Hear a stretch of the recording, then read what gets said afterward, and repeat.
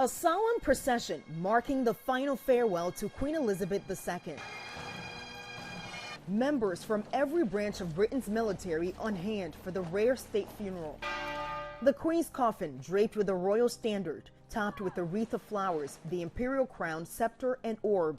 Pallbearers drawing the gun carriage, carrying the late monarch from Westminster Hall to Westminster Abbey, the church where she was crowned and where she was married.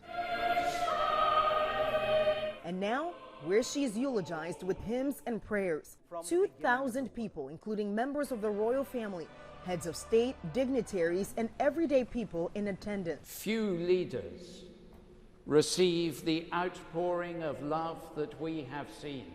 King Charles III and the Queen Consort leading members of the royal family and his household in procession. Even the Queen's great-grandchildren, Prince George and Princess Charlotte, walking along the Queen's final journey. The royal family visibly emotional, tears streaming down the King's face as the choir played God Save the King. Bells from London to Windsor tolling through the funeral. Authorities estimate about 1 million well-wishers crowded central London streets to see the pageantry. As the state hearse carried the Queen's coffin from Wellington Arch to Windsor Castle, the national anthem playing.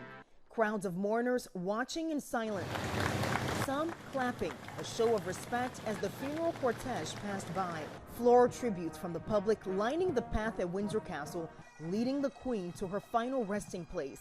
Britain's longest reigning monarch reunited with her late husband, Prince Philip, laid to rest at St. George's Chapel.